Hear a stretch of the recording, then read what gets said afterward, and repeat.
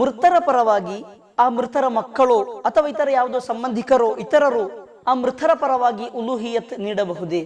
ಮೃತರ ಪರವಾಗಿ ಅವರು ಮರಣ ಹೊಂದುವ ಮುನ್ನ ವಸಿಯತ್ತು ಮಾಡಿದ್ರೆ ಮಾತ್ರ ಕೊಡಬಹುದು. ನನ್ನ ಬಗ್ಗೆ ಒಂದು ಉಲೂಹಿಯತ್ ನೀನು ಕೊಡು ಅಂತ ಒಬ್ಬ ವ್ಯಕ್ತಿ ವಸಿಯತ್ತು ಮಾಡಿದ್ದಾರೆ, ನಂತರ ಅವರು ಮರಣ ಹೊಂದಿದ್ದಾರೆ. ಹಾಗಿದ್ದಲ್ಲಿ ಅವರ ಪರವಾಗಿ ನಮಗೆ ಉಲೂಹಿಯತ್ತು ಕೊಡಬಹುದು. ಇಲ್ಲದಿದ್ದರೆ ತಂದೆ ಮರಣ ಹೊಂದಿದ್ದಾರೆ, ಅವರ ಪರವಾಗಿ ನಾನು ಉಲೂಹಿಯತ್ತು ಕೊಡ್ತೇನೆ ಅಂತ ಹೇಳಿ ಕೊಡಲಿಕ್ಕೆ ಆಗೋದಿಲ್ಲ. ಮತ್ತೆ ಉಲೂಹಿಯತ್ ಅಥವಾ ಯಾವುದೇ ಸತ್ಕರ್ಮಗಳ ಪುಣ್ಯವನ್ನು ಅದು ಅವರಿಗೆ ಏನು ಮಾಡ್ಬೋದು, ಹದಿಯೆ ಮಾಡ್ಬೋದು, ಅದು ಬೇರೊಂದು ವಿಷಯ. ಪುಣ್ಯವನ್ನು ಹದಿಯೆ ಮಾಡುವುದು ಬೇರೆ, ಒಬ್ಬನ ಪರವಾಗಿ ಉಲೂಹಿಯತ್ತು ಕೊಡುವುದು ಬೇರೆ.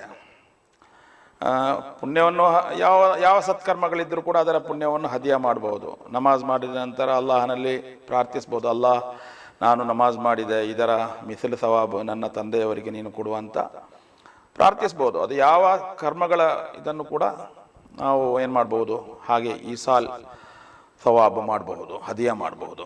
ಆದರೆ ಅವರ ಪರವಾಗಿ ನಮಗೆ ಉಲೂಹಿಯತ್ತು ನೀಡಬೇಕಾದರೆ ಅವರು ಮರಣ ಹೊಂದುವ ಮುನ್ನ ಅವರು ವಸಿಯತ್ತು ಮಾಡಿರಬೇಕು. ಉಲೂಹಿಯಾದ ಮೃಗದಲ್ಲಿ ಒಂದಕ್ಕಿಂತ ಹೆಚ್ಚು ಮಂದಿ ಪಾಲು ಸೇರುವುದು ಹೇಗೆ ಅಂತ ಹೇಳಿದರೆ, ಅದು ಎಲ್ಲರೂ ಈ 7 ಮಂದಿ ಅಂದರೆ ಈ ಒಂಟೆ ಹಾಗೂ ಎತ್ತು ಹೋರಿಗಳಲ್ಲಿ ಗರಿಷ್ಠ 7 ಮಂದಿ ಸೇರ್ಬೋದು. ಒಬ್ಬನೇ ಕೊಡ್ಬೋದು, ಬೇಕಿದ್ರೆ ಇಬ್ಬರು ಸಮಪಾಲು ಹಾಕಿ ಕೊಡ್ಬೋದು.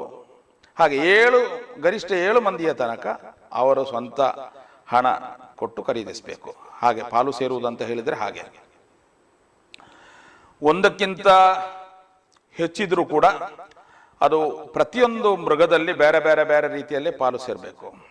ಹಾಗೆ ಒಬ್ಬನೊಂದಿಗೆ ಖರೀದಿಸಿರದೆ ಹೇಳಿದ್ರು ಸಾಕಾಗ್ತದೆ. 7 ಮಂದಿ ಸೇರಿ ಅವರಲ್ಲಿ ಒಬ್ಬನ ಹತ್ತಿರ ನೀನು ಒಂದು ಮೃಗವನ್ನು ಹೋಗಿ ಖರೀದಿಸು ಅಂತ ಹೇಳಿ ಅವನು ಹೋಗಿ ಖರೀದಿಸಿ ಹಾಗೆ ಅವರು ಕೊಟ್ಟರೆ ಹಾಗೆ ಸಾಕಾಗ್ತದೆ. ಹಾಗೆ ಪಾಲು ಸೇರುವುದು ಅಂತ ಹೇಳಿದರೆ ಹಾಗೆ.